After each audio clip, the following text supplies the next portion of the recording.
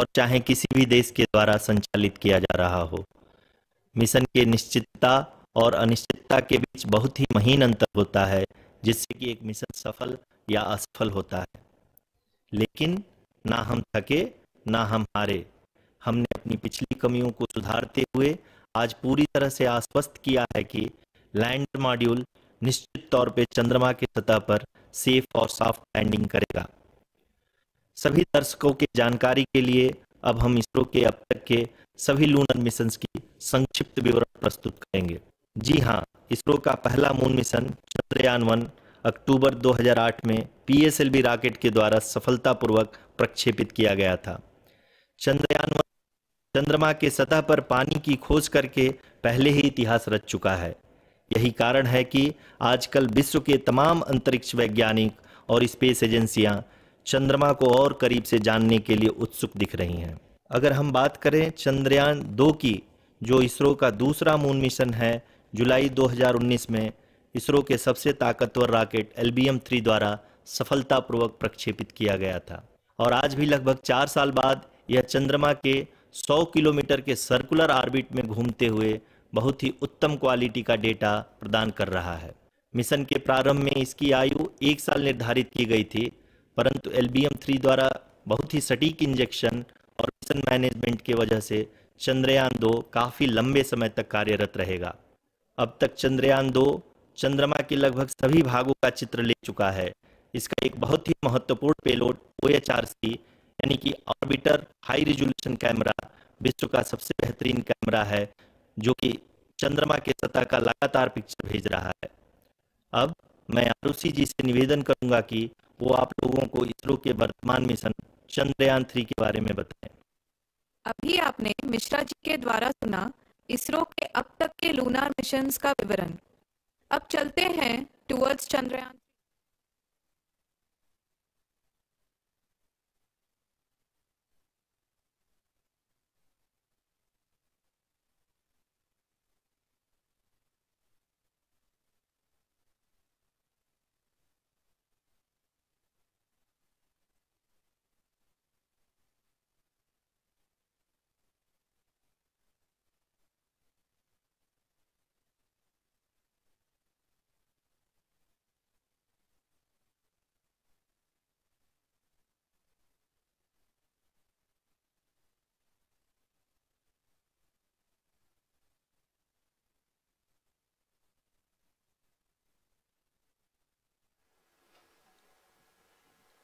नमस्कार। इसरो के इस महाअभियान से जुड़ने के लिए आप सादर आमंत्रित हैं। मैं पद्मदेव मिश्रा अपने को होस्ट श्रीमती आरुषि सेठ के साथ आप सभी को और देश विदेश से जुड़े सभी दर्शकों का हार्दिक अभिनंदन और स्वागत करता हूं। 23 अगस्त 2023 आज की शाम इसरो के वैज्ञानिकों और सभी अंतरिक्ष वैज्ञानिकों के साथ लैंडर मॉड्यूल को चंद्रमा के सतह पर उतरने के ऐतिहासिक पलों को देखने के लिए तैयार और उत्सुक हैं। जी हाँ, इसरो के गौरवपूर्ण इतिहास में एक और अध्याय जुड़ने जा रहा है और आज हम सब लोग इसके साक्षी बनेंगे। आप ये सारे विजुअल्स अपने स्क्रीन पर इसरो के मिशन ऑपरेशन कॉम्प्लेक्स यानी मॉक से देख रहे हैं, जो कि बेंगलुरु में स्थित telemetry tracking and command network ISTRAC से प्रसारित किया जा रहा है। ये विजुअल्स आपको पावर डिसेंट के काउंटडाउन और उस पथ को प्रदर्शित कर रहा है जिस पे चलकर लैंडर आज चंद्रमा के साउथ पोल पे सेफ और सॉफ्ट लैंडिंग करेगा। आपको ध्यान दिला दूं, इस समय हम लोग पावर डिसेंट शुरू होने से लगभग 22 मिनट दूर हैं। जो दर्शक थोड़ी देर से जुड़े हैं उनकी जानकारी के लिए बता दें, आप लोग इस ऐतिहासिक पल को इसरो के ऑफिशियल वेबसाइट, फेसबुक, ट्विटर और यूट्यूब पे भी देख सकते हैं। Honorable dignitaries, delegates, scientists, media personnel, and dear viewers, a very good evening to all of you. We at ISRO welcome you to the live coverage of India's prestigious Chandrayaan-3 mission's landing event on the lunar surface. These are the visuals from Mission Operation Complex at ISRO's Telemetry Tracking and Command Network, ISTRAC, situated in Namma Bengaluru, Karnataka. I, Arushi Seth, and my colleague, Dr. Padamdeo Mishra, are your hosts for the evening and shall accompany you on the journey of the landing event from powered descent start to touchdown. Today, we shall be witnessing the final phase of the critical and most technologically challenging mission operations of Chandrayaan-3, wherein the lander module will be making a safe and soft landing on the surface of the moon. These display screens show the countdown to the power descent start as well as the path that will be followed by the lander module. We are 18 minutes away from the commencement of power descent.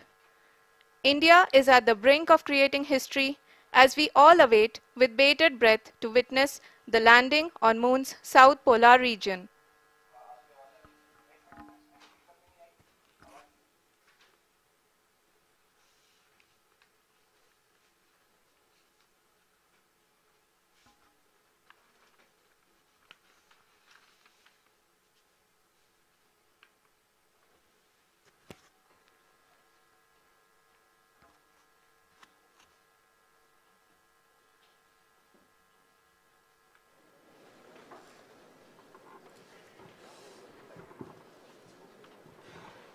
ISRO का पहला moon mission Chandrayaan one अक्टूबर 2008 में PSLV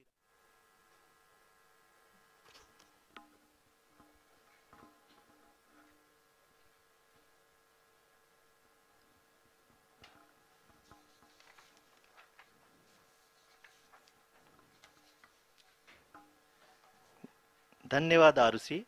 अगर मैं सही मायने में कहूं तो अंतरिक्ष का कोई भी मिशन हो और चाहे किसी भी देश के द्वारा संचालित किया जा रहा हो, इसरो मिशन के निश्चितता और अनिश्चितता के बीच बहुत ही महीन अंतर होता है, जिससे कि एक मिशन सफल या असफल होता है। लेकिन ना हम थके ना हम हारे।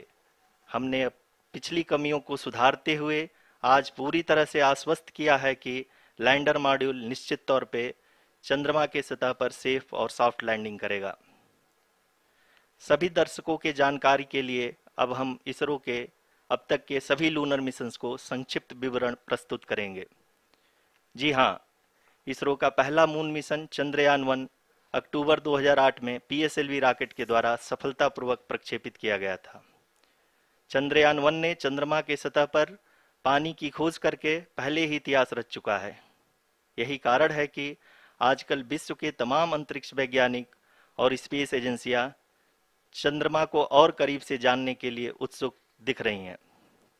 अगर हम बात करें चंद्रयान-2 की, जो इसरो का दूसरा मिशन है, जुलाई 2019 में इसरो के सबसे ताकतवर रॉकेट LVM-3 द्वारा सफलतापूर्वक प्रक्षेपित किया गया था और आज भी लगभग 4 साल बाद यह चंद्रमा के 100 किलोमीटर के सर्कुलर ऑर्बिट में घूमते हुए बहुत ही उत्तम क्वालिटी का डेटा प्रदान कर रहा है। मिशन के प्रारंभ में इसकी आयु 1 साल निर्धारित की गई थी, परंतु LVM-3 द्वारा बहुत ही सटीक इंजेक्शन और मिशन मैनेजमेंट की वजह से चंद्रयान-2 काफ़ी लंबे समय तक कार्यरत रहेगा। अब तक चंद्रयान-2 चंद्रमा के लगभग सभी भागों का चित्र ले चुका है। इसका एक बहुत ही महत्वपूर्ण पेलोड OHRC यानी कि ऑर्बिटर हाई रेजोल्यूशन कैमरा विश्व का सबसे बेहतरीन कैमरा है, जो कि चंद्रमा के सतह का लगातार पिक्चर भेज रहा है। अब मैं आरुषि जी से निवेदन करूंगा कि वो आप लोगों को इसरो के वर्तमान मिशन चंद्रयान-3 के बारे में बताएं। अभी आपने मिश्रा जी के द्वारा सुना इसरो के अब तक के लूनार मिशंस का विवरण। अब चलते हैं towards Chandrayaan-3, the follow-up mission of Chandrayaan-2, which has been designed to accomplish our mission goals. The primary objective of Chandrayaan-3 mission is the demonstration of safe and soft landing on the lunar surface. This demonstration is a critical aspect for ISRO's future interplanetary missions. In addition to this, the mission objectives also include demonstration of roving capability and conduction of in situ scientific experiments on Moon's surface. Carried on the shoulders of India's heaviest rocket LVM-3 on the 14th of July, Chandrayaan-3 was placed in the precise elliptic parking orbit of size 170 by 36,500 kilometers. ISRO, in its mission plan of following the incremental trajectory approach, carried a total of 5 earthbound maneuvers. The fifth apogee raising maneuver, which took place on the 25th of July, placed the spacecraft in an orbit of 250 by 1,27,000 kilometers. At the early hours of 1st August, the translunar injection was carried out, after which the composite module began the final leg of its long journey of nearly 3,84,000 kilometers for its rendezvous with the Moon. The TLI was a key step in the mission, enabling the spacecraft to escape Earth's gravitational pull and travel to the Moon. An orbit of 288 by 3,69,328 kilometers was achieved at the end of the translunar injection. जी हाँ, translunar injection किसी भी interplanetary mission के लिए बहुत ही आवश्यक परंतु कठिन operation होता है। इस सफल मैन्यूवर के बाद चंद्रयान-3 पृथ्वी से दूर निकलकर चंद्रमा के प्रभाव क्षेत्र में एक हाइपरबोलिक ट्रैजेक्टरी के द्वारा पहुंचाया गया। पुनः 5 अगस्त 2023 को लूनर ऑर्बिट इंसर्शन के द्वारा चंद्रयान-3 को 160 किलोमीटर के पेरीलून और 18,000 किलोमीटर के अपोलून के साथ चंद्रमा के इलिप्टिकल ऑर्बिट में स्थापित कर दिया गया। टीएलआई के तरह एलओआई भी एक बहुत जटिल ऑपरेशन होता है। इसमें हमें यह ध्यान देना आवश्यक होता है कि उपग्रह के वेगमान को एक निश्चित बिंदु से घटाया जा सके, अन्यथा उपग्रह चंद्रमा के प्रभाव क्षेत्र से बाहर निकल जाएगा। एलओआई के सफलतापूर्वक परिचालन के बाद चंद्रयान-3 की कक्षा को 4 बार और परिवर्तित किया गया। इस दौरान चंद्रमा की अधिकतम ऊंचाई को घटाकर 160 किलोमीटर कर दिया गया। इस पूरी प्रक्रिया में प्रपल्सन मॉड्यूल का लगभग 755 किलोग्राम ईंधन का उपयोग हुआ और चंद्रयान-3 के वेगमान को लगभग 850 मीटर प्रति सेकंड कम कर दिया गया। लैंडर मॉड्यूल को लगभग 150 किलोमीटर के सर्कुलर ऑर्बिट में स्थापित करने के बाद 17 अगस्त 2023 को प्रपल्सन मॉड्यूल से अलग कर दिया गया। पुनः लैंडर मॉडल के ऑर्बिट को 2 डीबूस्ट मैन्यूवर्स के द्वारा 150 किलोमीटर के सर्कुलर ऑर्बिट से घटाकर 25 गुणे 130 किलोमीटर के एलिप्टिकल ऑर्बिट में स्थापित कर दिया गया। इस दौरान यह भी सुनिश्चित कर दिया गया कि 800 न्यूटन के चारों थ्रोटेबल थ्रस्टर्स पावर डिसेंट के समय किसी भी चुनौती का सामना कर सकें। लैंडर मॉड्यूल इस ऑर्बिट में 4 दिन तक चंद्रमा की परिक्रमा करता रहा ताकि इसके सभी सब सिस्टम को पावर डिसेंट से पहले कार्यात्मक रूप से वेरीफाई और वैलिडेट किया जा सके। इस दौरान चंद्रयान-2 और लैंडर मॉड्यूल की आपस में बातचीत भी हो चुकी है। और संक्षेप में अब तक की यात्रा की बात करें तो लैंडर मॉड्यूल अब तक 21 बार पृथ्वी के और लगभग 120 बार चंद्रमा का चक्कर लगा चुका है और इस पूरी यात्रा में लगभग 55 लाख किलोमीटर की यात्रा भी पूरी कर चुका है। अब तक के इस पूरे अभियान में यह भी सुनिश्चित किया गया कि सारे ऑर्बिट मैन्यूवर्स इस प्रकार किए जाएं कि लैंडिंग साइट पावर डिसेंट की शुरुआत से ही लैंडर के ऑर्बिटल प्लेन में बना रहे।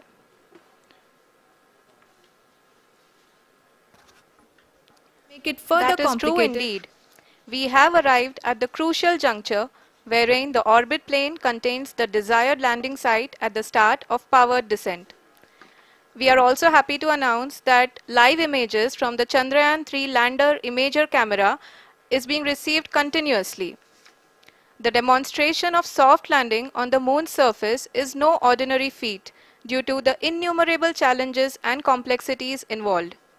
The lander velocity has to be killed from nearly 6,048 kilometers per hour without any aid from the thin and tenuous moon's atmosphere. The lunar dust at the time of landing and the craters and boulders scattered over the moon's surface make it further complicated to achieve this. The new and improved Chandrayaan-3 design has been built after envisaging all the scenarios which the lander module can encounter. With several software improvements, provision for full-level redundancies, a plethora of special tests, namely the integrated hot test, integrated cold test, and lander leg drop tests were carried out for the lander module. The success of these tests has provided great confidence in the performance of all the onboard sensors, propulsion system, and associated guidance, control, and navigation algorithms. The key findings during the tests have enabled to improve the overall system performance. The largely unexplored south pole of the moon has been chosen as the intended landing site since there is a possibility of finding ice and other minerals which would be vital resources for future explorers. Apart from continuing investigations pioneered by Chandrayaan-1 and Chandrayaan-2, the Chandrayaan-3 mission will also provide invaluable data to the science community around the world. Let us give our viewers a glimpse on the configuration of Chandrayaan-3 mission.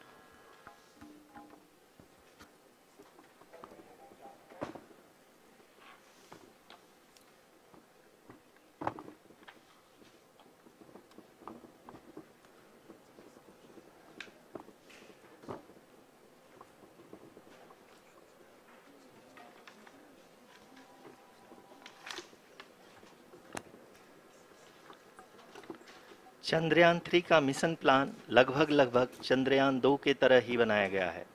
यहाँ यह भी सुनिश्चित किया गया है कि चंद्रयान 3 को rocket से अलग होने से लेकर के चंद्रमा के निकटतम कक्षा में स्थापित होने तक सारी गतिविधियां चंद्रयान 2 के तरह ही हों। और अब हम यह कह सकते हैं कि यह प्लान पूरी तरह से 100% सफल रहा। हालांकि लैंडर मॉड्यूल के सेंसर्स और प्रोपल्शन सिस्टम को इस तरह से मजबूत किया गया है कि लैंडर पावर डिसेंट के समय किसी भी आपदा से बाहर आकर के मिशन के मुख्य उद्देश्य को पूरा कर सके। इस क्रम में लैंडर के मुख्य सेंसर्स कारा, लासा, LHBC, LDV और LHDAC का कार्यात्मक परीक्षण भी किया जा चुका है। LDV जो कि पूर्णतः स्वदेशी तकनीकी से बनाया गया एक नया सेंसर है, इसका मुख्य कार्य लैंडर के वेलोसिटी को तीनों अक्षों में कंप्यूट करना है। पावर डिसेंट के दौरान लैंडर के सटीक पोजीशन और वेलोसिटी का ज्ञान होना बहुत ही आवश्यक है। लिराप यानी laser inertial referencing and accelerometer package इस कार्य को पावर डिसेंट के दौरान बखूबी निभाएगा। ट्रैजेक्टरी जनरेशन जो कि चंद्रयान 3 मिशन के लिए बहुत ही अहम है, क्योंकि हर ऑर्बिट मैन्यूवर के बाद यह सुनिश्चित किया जाता है कि लैंडर की मिशन ऑब्जेक्टिव को ना बदले। इस क्रम में मैं यह भी आपको बता दूं कि ऑर्बिट डिटर्मिनेशन जो कि उपग्रह के पोजीशन और वेलोसिटी को बहुत ही एक्यूरेटली बताता है, एक बहुत ही कठिन और जटिल कंप्यूटेशन और एस्टिमेशन होता है। यहाँ यह भी जानना महत्वपूर्ण है कि चंद्रयान 2 का OHRC पेलोड अब तक काफ़ी ऊंचे स्तर का डैम प्रदान किया है, जिसके फलस्वरूप लैंडिंग साइट के सीमा को बढ़ाकर 4x2.4 किलोमीटर कर दिया गया है, जो कि पावर डिसेंट के दौरान सॉफ्ट लैंडिंग कराने में काफ़ी सहायक सिद्ध होगा। Apart from the sensors, Chandrayaan 3 is equipped with a suite of sophisticated payload instruments. While Chandrayaan 1 and Chandrayaan 2 orbiter have provided abundant remote sensing data of Moon, equally important are the on-site localized measurements that provide ground truths. Lander and rover have payloads which are completely new and will perform in situ analysis of lunar surface. The two spectroscopes on rover, APXS and LIBS, will actively measure the surface elemental abundances at the landing location and surrounding area. The lander carries a seismometer ILSA that can sense impact events and lunar quakes. The thermal probe CHAST will measure the temperature profile and thermal conductivity of Moon's regolith. The Rambha payload will carry out lunar ionosphere studies, while the laser retroreflector array shall be a passive location indicator for future spacecraft equipped with laser altimeter. The propulsion module has not been left behind, and an experimental shape payload has been added to it as a value addition. It will help in understanding the nature and characteristics of water-rich planets and will also aid in the future study of potentially habitable exoplanets. We are minutes away from the start of powered descent. The entire powered descent shall be carried out by the onboard autonomous landing sequencer or ALS, which is a series of instructions preloaded to the lander module. These instructions include the commands to be executed, data to be collected and analyzed, and decisions to be made and executed autonomously throughout the powered descent.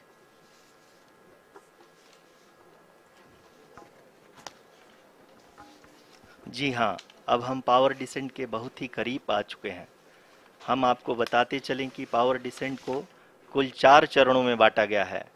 सबसे पहले आता है rough breaking phase, जिसमें lander की ऊंचाई को चंद्रमा की सतह से 30 किलोमीटर से घटाकर 7.4 किलोमीटर कर दिया जाएगा। इस पूरी प्रक्रिया को पूरा करने में लगभग 11.5 मिनट लगेगा और इसका समानांतर वेग 1680 मीटर प्रति सेकंड से घटाकर 358 मीटर प्रति सेकंड हो जाएगा। We have continuous flow of lander telemetry data from ISRO's Deep Space Network IDSN-32 located in Belalu, Bengaluru. The data is being acquired real-time by station and is flown to the Mission Operation Complex through our communication links. In addition to it, we also have support from ESA and JPL DSN stations.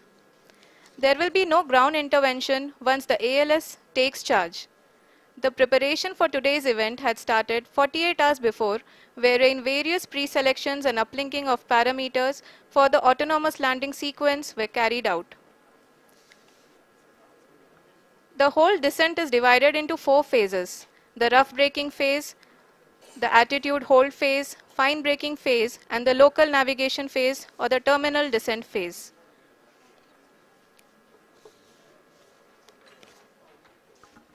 जी हाँ, attitude hold phase, जो कि power descent का दूसरा चरण है, एक बहुत ही महत्वपूर्ण फेज है। इस 10 सेकंड के स्मॉल ड्यूरेशन के दौरान लैंडर के 2 महत्वपूर्ण सेंसर कारा और लासा लैंडर की ऊंचाई की गणना करेंगे। इस फेज के पूरा होते ही लैंडर चंद्रमा के सतह से कुल 6.8 किलोमीटर की ऊंचाई पर होगा। During the rough braking phase, the lander velocity shall be brought down from 1680 meters per second to 358 meters per second. The altitude will be brought down from 30 kilometers to 7.4 kilometers at the end of rough braking.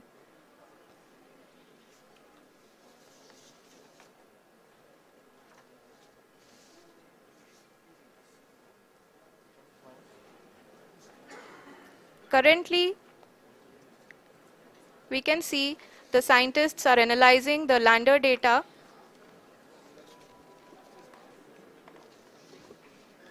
जी हाँ, हम ये देख सकते हैं कि mission operation complex रूप में बैठे सभी वैज्ञानिक ये जो भी डेटा देख रहे हैं वो डीप स्पेस नेटवर्क IDSN 32 के द्वारा प्रोवाइड किया जा रहा है। और अगर हम अब बात करें पावर डिसेंट के तीसरे चरण का, जो कि फाइन ब्रेकिंग फेज होगा, जिसमें लैंडर लैंडिंग साइट से जस्ट 800 मीटर की ऊंचाई पर वर्टिकली होगा। इस चरण को पूरा होने में लगभग 3 मिनट लगेंगे और इस चरण के पूरा होते ही लैंडर की वेलोसिटी लगभग 0 हो जाएगी। The scientists here at ISTRAC are glued to their systems, analyzing all sorts of complex data. We are very close to the powered descent, to the start of the powered descent phase.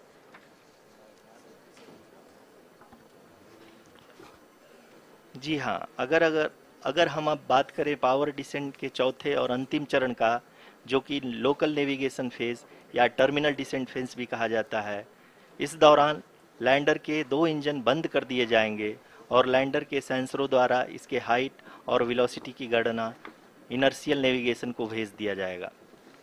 इस दौरान lander 150 metre की ऊंचाई को प्राप्त करने के बाद कुल 131 सेकंड लगाएगा। इस पड़ाव पे आने के बाद पुनः लैंडर 22 सेकंड के लिए हॉवरिंग करेगा।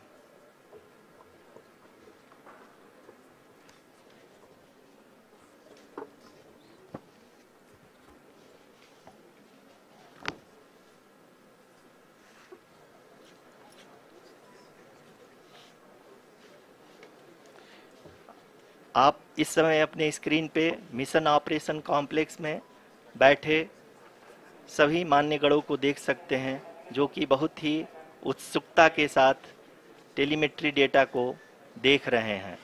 अभी हम लोग पावर डिसेंट शुरू होने से जस्ट कुछ ही पल दूर हैं।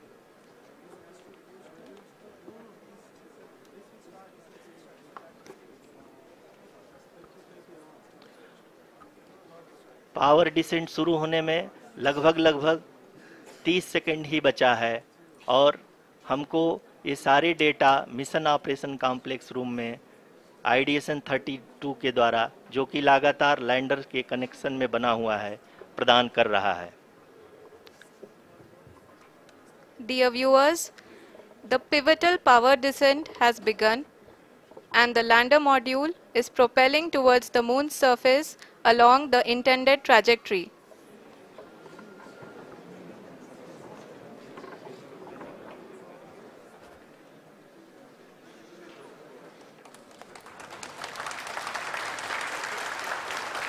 जी हाँ, अब देख सकते हैं रफ ब्रेकिंग फेज की शुरुआत हो चुकी है।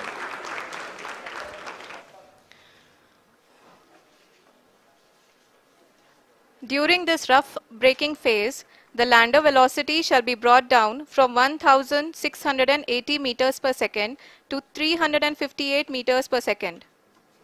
The altitude will be brought down from 30 kilometers to 7.4 kilometers at the end of rough braking. All this in the duration of 690 seconds or 11.5 minutes. Currently, the Laser Inertial Reference and Accelerometer package (LIRAP) is aiding in the navigation. जी हाँ, अभी आप अपनी screen पे देख सकते हैं कि lander अब तक कुल 191 किलोमीटर हॉरिजेंटल दिशा में चल चुका है और अभी तक इसकी वेलोसिटी लगभग 31 किलोमीटर बनी हुई है।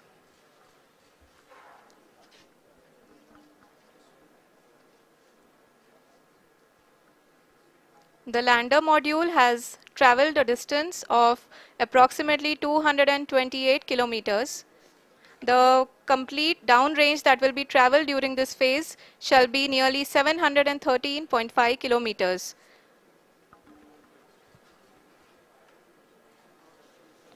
जी हाँ, कुल 745 किलोमीटर के इस रफ ब्रेकिंग फेज में आप देख सकते हैं कि हम लोग लगभग अपनी यात्रा 20% कंप्लीट कर चुके हैं।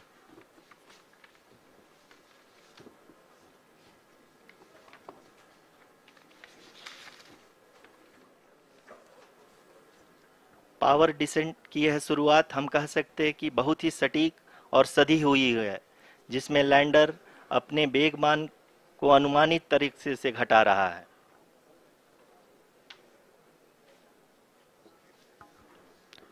The altitude of the lander module will reduce from 7.4 kilometers to 6.8 kilometers. During the next phase, which is going to be the attitude hold phase. We can currently see that the altitude of the lander module is nearly 31 kilometers. Arushi, अभी हम इस ground trace को देखते हुए कह सकते हैं कि रफ ब्रेकिंग फेज की शुरुआत बहुत ही अच्छे तरीके से हुई है। आप ये देख सकती हैं कि जो भी प्रोजेक्टेड ग्राउंड ट्रेस है उसी पे अपना लैंडर मॉड्यूल आगे चलते हुए बढ़ रहा है।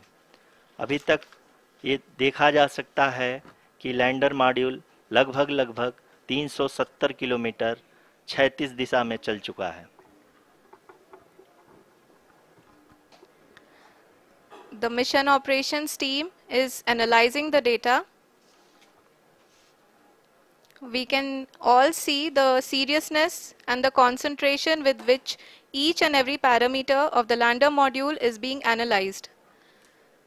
The performance so far seems to be nominal. जी आरुषि, चूंकि एएलएस एक्टिवेट किया जा चुका है, इसलिए ग्राउंड से कोई कमांडिंग नहीं की जा रही है। इस दौरान आपके स्क्रीन पे सारे डेटा इसरो के डीप स्पेस नेटवर्क से रियल टाइम में आ रहे हैं। इस मिशन में सेकेंड और थर्ड ऑर्डर गाइडेंस पॉलिनोमियल का प्रयोग हुआ है, जो कि इनर्शियल थ्रस्ट और एंगल के हमेशा सुनिश्चित करेगा।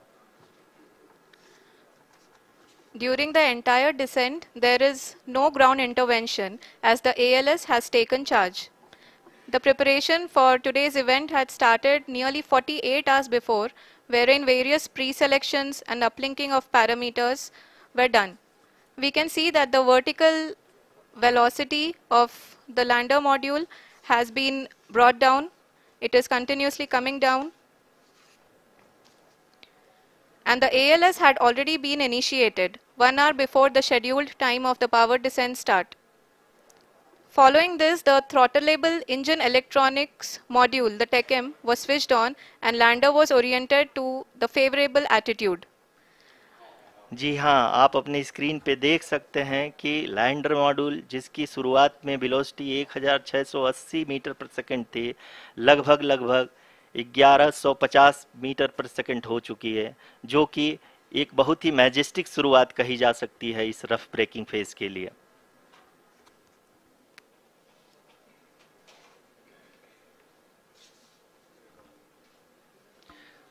यहाँ पे मैं आपको ये भी बताते चलूँ कि आप अपने स्क्रीन पे देख सकते हैं कि द लैंडर मॉड्यूल का आल्टीट्यूड धीरे धीरे अब कम होता हुआ दिख रहा है, और जो कि एक्सपेक्टेड भी है।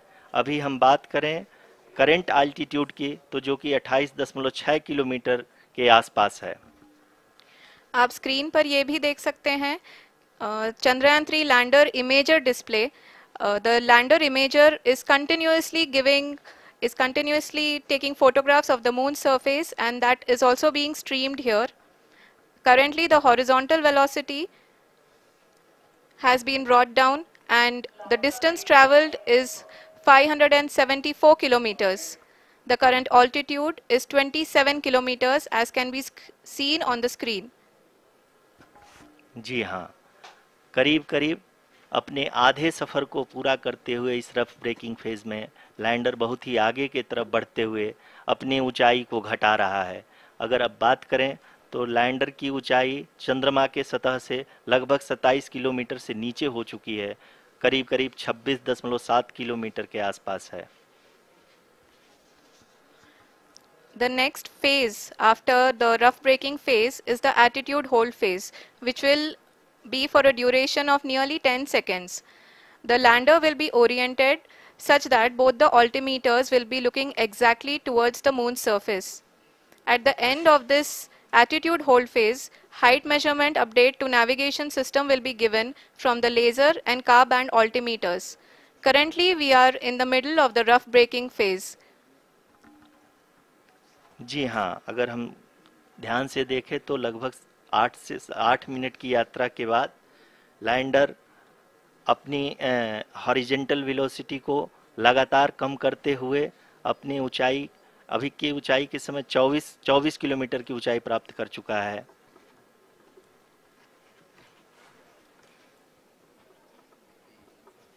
अब तक के आंकड़े को देखते हुए हम कह सकते हैं कि लैंडिंग पूरी तरह से नॉमिनल है।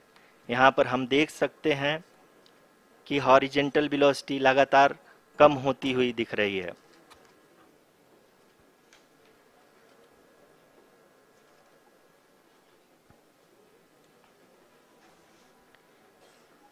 The altitude of lander from ground is currently 22 kilometer, which is again going to be coming down, and that is expected. For the viewers who have joined now, we are in the power descent phase, and we are in the rough braking phase, which is the first phase of the power descent. We have currently traveled a downrange of 697 kilometers, and the downrange that has to be traveled during this phase is 713.5 kilometers. जी हाँ, अभी आप देख सकते हैं कि lander की horizontal velocity लगभग 720 metre प्रति सेकंड हो गई है। लगभग हम ये कह सकते हैं कि 900 मीटर प्रति सेकंड वेलोसिटी को कम किया जा चुका है।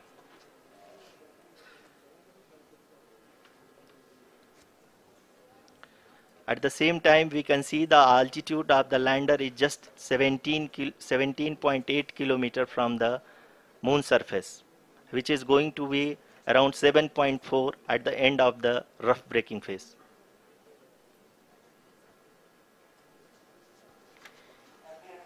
इस फेज के बाद हम जाएंगे towards the attitude hold phase, where we will be expecting sensor update from the laser and car band altimeters.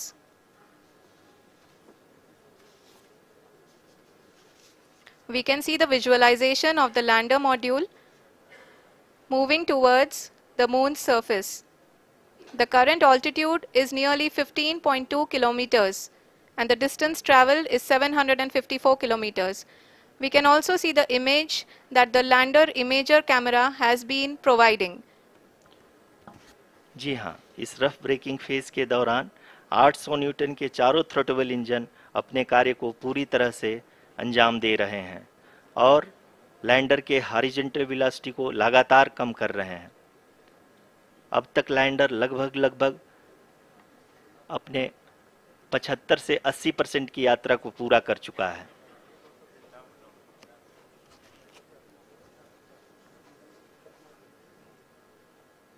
After the rough braking and the attitude hold phase, we shall be having the fine braking phase, which will continue for nearly 3 minutes. The whole phase is being driven by the autonomous landing sequencer and there is no intervention from ground. जी हाँ आरुषि, अभी आप अपनी screen पे देख सकती हैं कि जो करंट आल्टीट्यूड है चंद्रमा के सतह से लगभग 10 किलोमीटर के आसपास है। जी हाँ,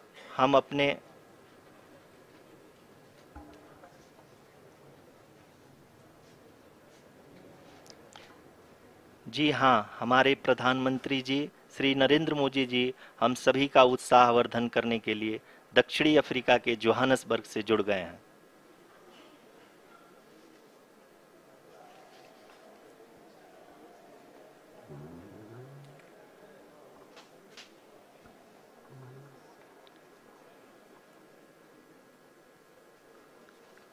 Yes, we are privileged to have with us Honorable Prime Minister of India, Shri Narendra Modi ji, who has joined us from South Africa's Johannesburg to encourage us.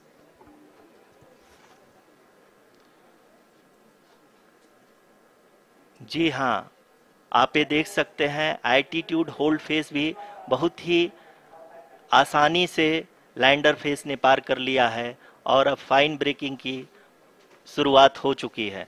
अभी हम ये देख सकते हैं कि लैंडर की ऊंचाई लगभग 5.6 किलोमीटर है, जो कि इस फेज के उपरांत लगभग 800 मीटर हो जाएगी।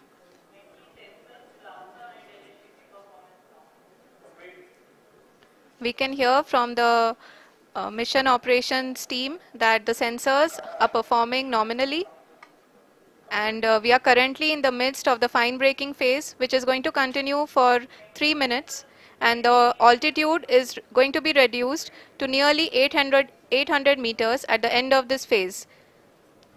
जी हाँ, जैसा कि आरुषि जी ने बताया कि लगभग 3 मिनट के उपरांत लैंडर की हाइट लगभग 800 मीटर वर्टिकली होगी और यहाँ पे लैंडर की horizontal velocity, vertical velocity, even down range भी लगभग शून्य होगा। We can see the visual of the lander module and we can see that the down range traveled is nearly 831 kilometers.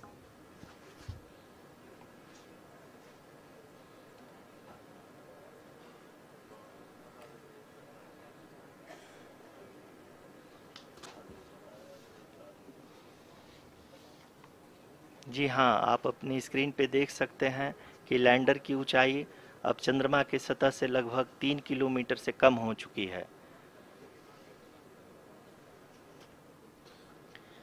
We are very close to the moon's surface, nearly 2.6 kilometers as we can see.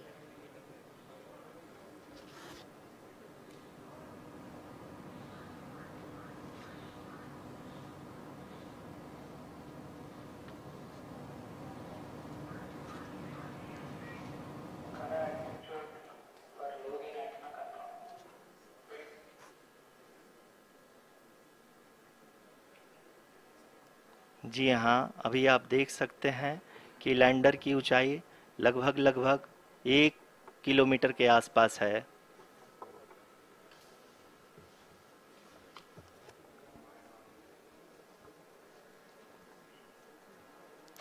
We are nearing the final phase of the power descent, which is going to be the vertical descent phase or the local navigation phase. जी हाँ, अब हम fine breaking waves के एकदम करीब आ चुके हैं। हाँ, आप तालियों के गड़गड़ाहट से सुन सकते हैं कि हम लोगों ने तीसरे चरण को भी बहुत ही सफलतापूर्वक हासिल कर लिया है और अभी हम वर्टिकल डिसेंट फेज में आ चुके हैं, जिसकी शुरुआत भी बहुत ही अच्छे ढंग से हो चुकी है।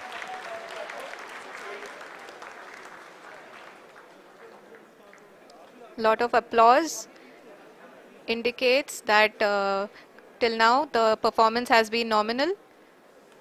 We are in the vertical descent phase 1. The altitude is being brought down from 800 meters and we are nearing and approaching the lunar surface. जी, आप अपने स्क्रीन पे देख सकते हैं कि लैंडर का हाइट लगातार कम होता जा रहा है। इस समय हम लैंडिंग साइट के जस्ट ऊपर हैं और इस समय इसकी ऊंचाई लगभग 600 मीटर के आसपास है। इस फेज के दौरान लगभग 150 मीटर के ऊंचाई पे पहुंचने के बाद लैंडर अगेन लगभग 20 से 22 सेकंड के लिए हॉवरिंग करेगा। We are above the landing site. The horizontal as well as the vertical velocity is now being constantly reduced. And the lander module has begun its descent towards the landing site.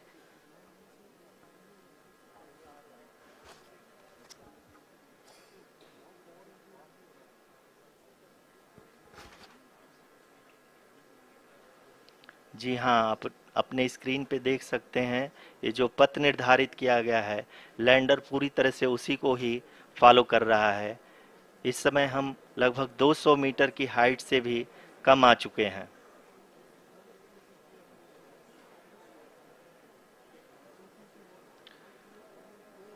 अब हम ये देख सकते हैं कि हम लगभग 150 metre की ऊंचाई पे हैं चंद्रमा के सतह से।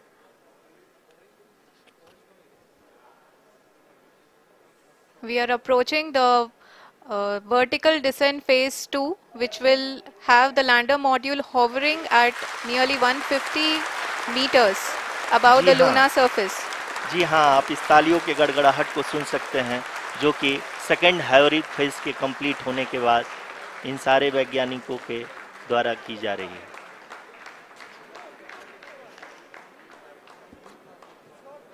जी हाँ, आप अगर फिर से ध्यान से देखें तो एल्टीट्यूड पुनः कम होता जा रहा है। अभी हम लोग लगभग 135 मीटर की ऊंचाई पे हैं। The sensors that are updating at this point are providing confirmation of the safety of the landing site.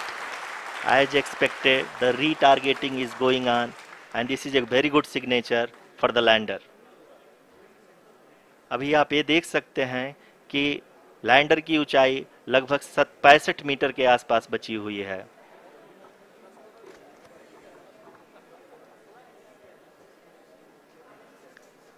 Currently, only 2 engines are now being fired, and we are nearly at zero velocity, vertical and horizontal. We were hovering, and now we are approaching the moon's surface. धीरे धीरे lander की वेगमान को कम किया जा रहा है और हम अब लगभग 50 मीटर से भी कम आ चुके हैं। We can see the Honorable Prime Minister, Shri Narendra Modi ji, who is here to encourage us, and he is critically looking at the visuals.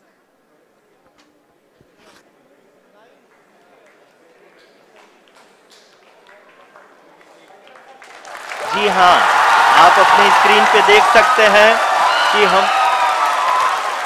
Lander module people are applauding. Let lander us all module wait to hear from the Secretary, Department of Space and Chairman ISRO, Shri S. Somnath. Lander module पूरी तरह से safely और softly चंद्रमा के सतह पे land हो चुका है। ये हम लोगों के लिए बहुत ही गर्व की बात है। हिंदी में एक कहावत है कि चंदा मामा दूर के, लेकिन अब हम ये कह सकते हैं कि चंदा मामा अपने घर के। बहुत ही उम्दा। The hard work of the entire ISRO community has come to fruition.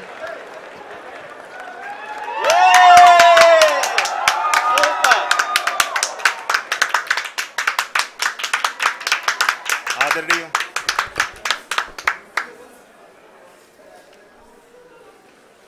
आदरणीय प्रधानमंत्री जी, नमस्कार। Sir, we have achieved soft landing on the moon. India is on the moon. Sir, I request our Honorable Prime Minister to address us and bless us. Thank you, sir.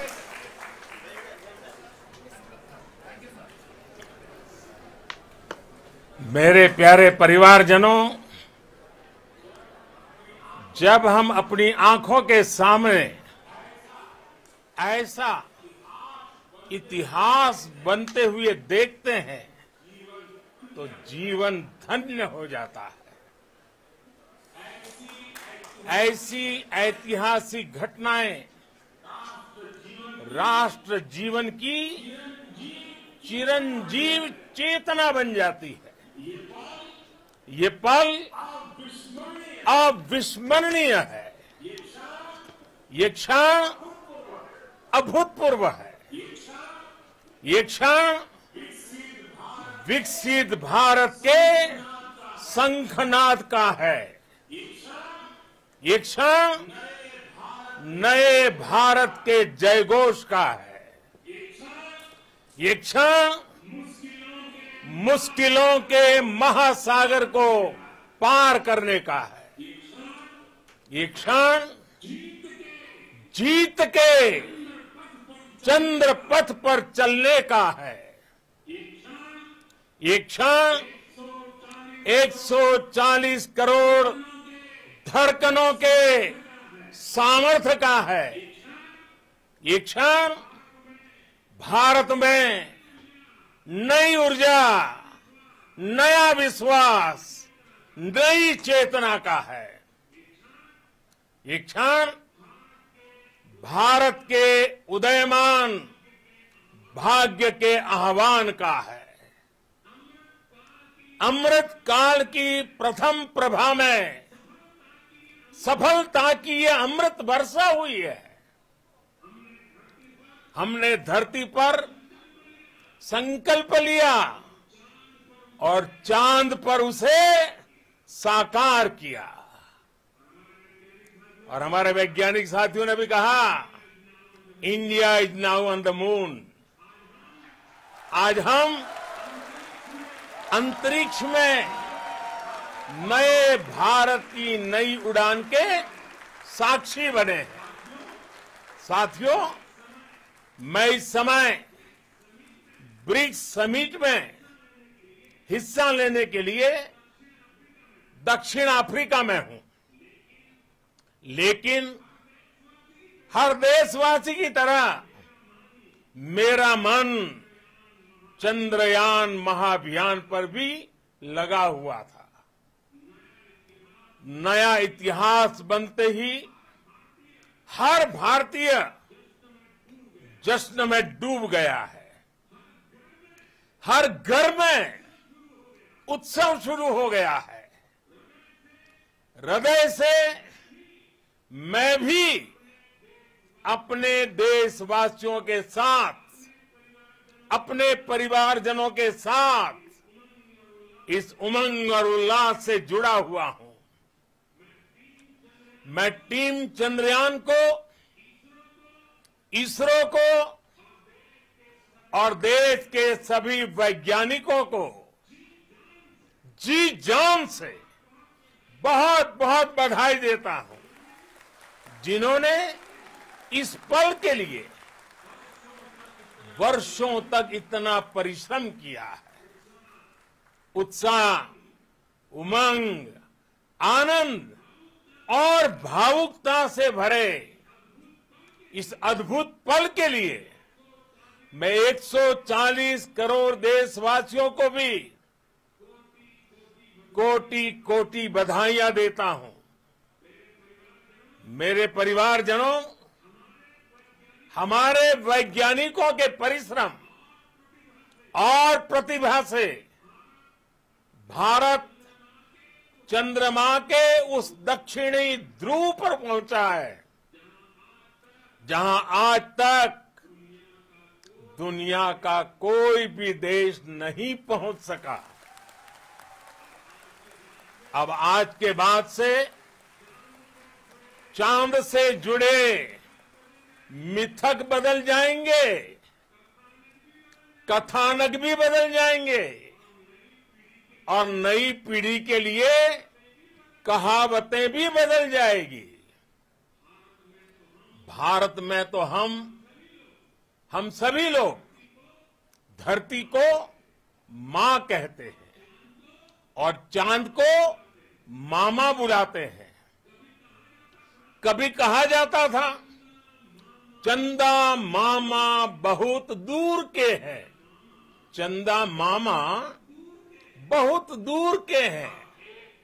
अब एक दिन वो भी आएगा जब बच्चे कहा करेंगे चंदा मामा बस एक टूर के हैं। Friends, on this joyous occasion, I would like to address all the people of the world, the people of every country and region. India's successful moon mission is not just India's alone. This is a year in which the world is witnessing India's G20 presidency. Our approach of one earth, one family, one future is resonating across the globe. This human-centric approach that we present and that we represent has been welcomed universally. Our moon mission is also based on the same human-centric approach. Therefore, this success belongs to all of humanity, and it will help moon missions by other countries in the future. I am confident that all countries in the world, including those from the global south, are capable of achieving such feats. We can all aspire for the moon and beyond. मेरे परिवारजनों, चंद्रयान महाअभियान की ये उपलब्धि भारत की उड़ान को चंद्रमा की कक्षाओं से आगे जाएगी। हम हमारे सौर मंडल की सीमाओं का सामर्थ्य परखेंगे और मानव के लिए ब्रह्मांड की अनेक संभावनाओं को साकार करने के लिए भी जरूर काम करेंगे। हमने भविष्य के लिए कई बड़े और महत्वाकांक्षी लक्ष्य तय किए हैं। जल्द ही सूर्य के विस्तृत अध्ययन के लिए ISRO Aditya L1 mission launch करने जा रहा है। इसके बाद शुक्र भी इसरो के लक्ष्यों में से एक है। गगनयान के जरिए देश अपने पहले ह्यूमन स्पेस फ्लाइट मिशन के लिए भी पूरी तैयारी के साथ जुटा है। भारत बार बार ये साबित कर रहा है कि sky is not the limit. साथियों, साइंस और टेक्नोलॉजी देश के उज्जवल भविष्य का आधार है। इसलिए आज के इस दिन को देश हमेशा हमेशा के लिए याद रखेगा। यह दिन हम सभी को एक उज्जवल भविष्य की ओर बढ़ने के लिए प्रेरित करेगा। ये दिन हमें अपने संकल्पों की सिद्धि का रास्ता दिखाएगा। ये दिन इस बात का प्रतीक है कि हार से सबक लेकर जीत कैसे हासिल की जाती है। एक बार फिर देश के सभी वैज्ञानिकों को बहुत बहुत बधाई और भविष्य के मिशन के लिए ढेरों शुभकामनाएं। बहुत बहुत धन्यवाद।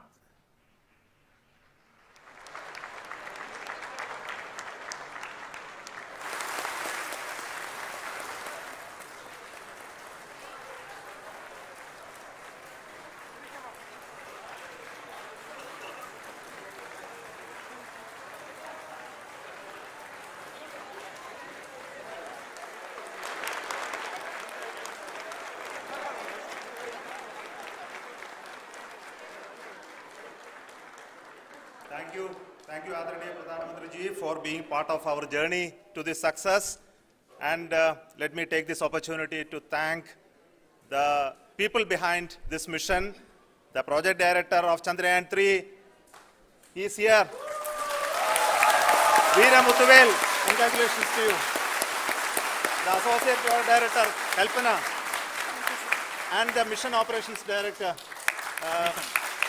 Srikanth. And the satellite was built at your Rao Satellite Center, Shankar and the director.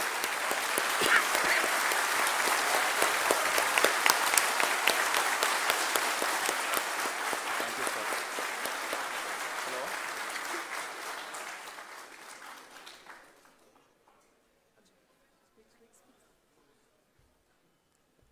It's a great moment of happiness on behalf of team. It gives me immense satisfaction on achieving this goal as a project director of this mission. The entire mission operations, right from launch till landing, happened flawlessly as per the timeline, and we became the 4th country to demonstrate the soft landing onto the moon surface, and we became the first country to go to near to the south pole of the moon.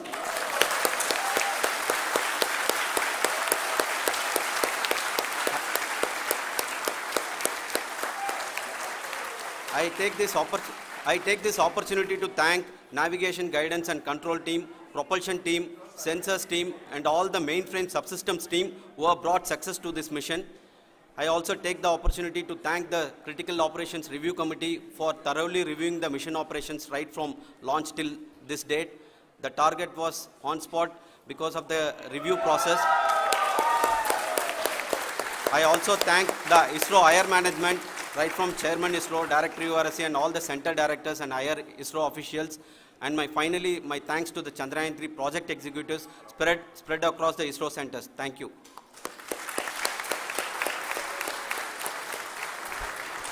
Mission Director Srikanth. It gives me an immense pleasure to be part of Chandrayaan 3 and acting as Mission Director. I would like to thank each and every team member who has supported in carrying out all the mission operations flawlessly, and I would like to thank my senior management, Chairman ISRO, Director URSC, my senior colleagues and my team members for carrying out and supporting all the things carrying out in a proper way. Thank you very much. Associate Project Director Kalpana. Good evening to all. This will remain the most memorable and the happiest moment for all of us, for our team Chandrayaan-3. We have achieved our goal flawlessly. From the day we started rebuilding our spacecraft after Chandrayaan-2 experience, it has been breathe in, breathe out Chandrayaan-3 for our team. And starting from the reconfiguration to all the special tests and the simulations we have conducted meticulously, and this has been possible only because of our immense effort from our Chandrayaan-3 team, and of course with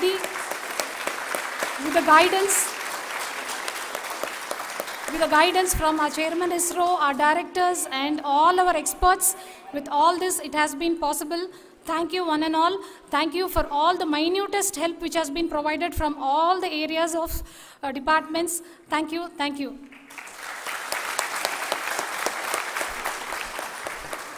Now, Chandrayaan-3 is a result of the work done by thousands of scientists, engineers, our staff and industries and support team across ISRO and other places, other institutions. And Shankaran has been the lead of the center which integrated all of these efforts in the last so many years. So I request him to speak on behalf of all of you.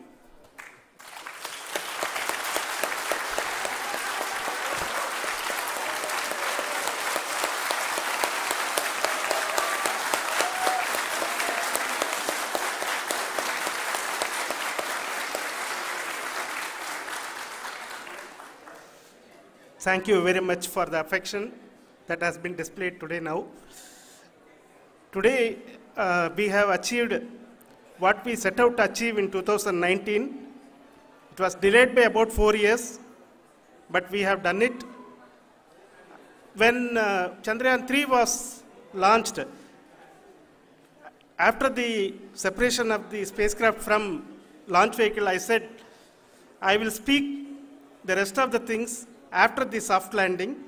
So here I will take a couple of minutes to tell the tremendous amount of effort that has been put in by the entire project team. When I say project team, it is not just only the project director and associate project director. Of course, they are the face of the project. They have been living, sleeping, eating, breathing Chandrayaan for the last 4 years. They have been supported by such a large number of people, particularly in the navigation, guidance and control area, propulsion system.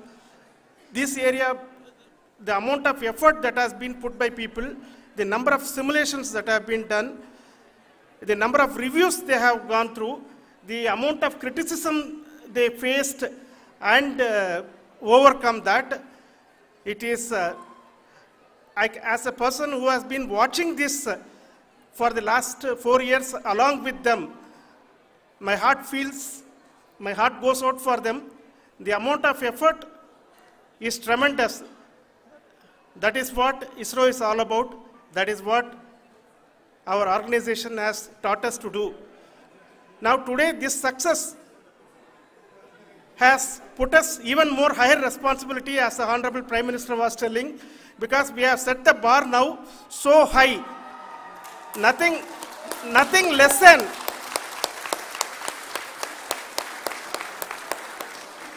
less spectacular than this is going to be inspiring for any of us in the future.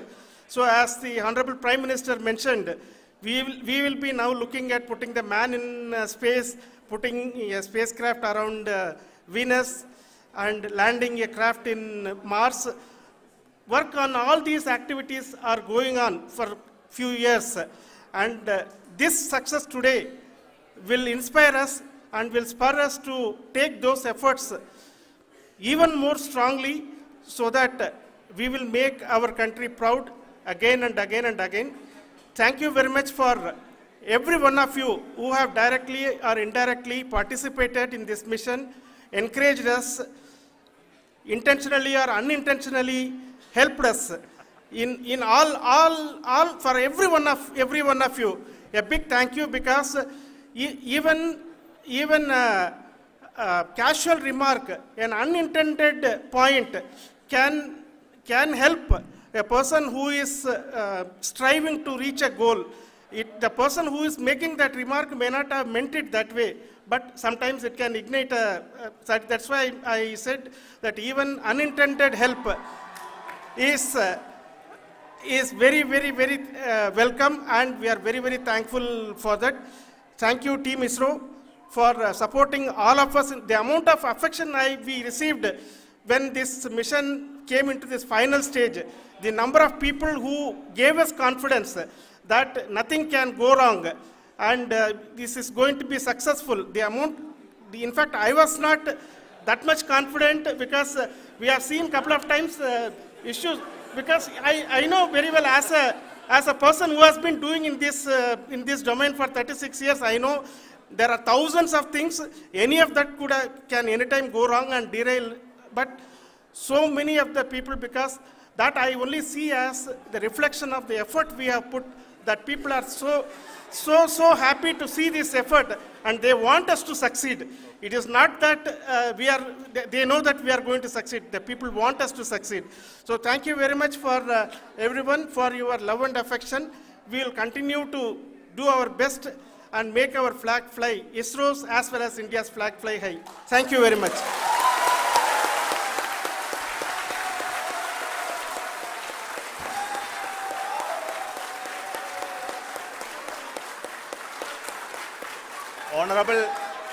Honorable Prime Minister called me and conveyed his greetings to each one of you and your family, for the wonderful work you did in ISRO. So thanks are to him for the support that he is giving to us for missions like Chandrayaan 3 and the missions that are in the offing. I think that's a great word of comfort that we are receiving for pursuing the inspirational work that we are doing for the nation. I want to tell you, and I want to thank you also for each and everyone who prayed with us in the last many days, who wanted this success to happen in ISRO. I thank all those people all around the country and maybe beyond the country for their blessings and wishes and affection that he has given to each one of us for doing this work for the last so many years. I want to specifically thank some senior people who have been standing with us, especially the name of Kiran Kumar sir and Mr. Kamalakar, Sri Koteshwar Rao. They have been helping so much. They were part of the team to help them to get the confidence and get the reviews done to ensure that nothing goes with any mistakes.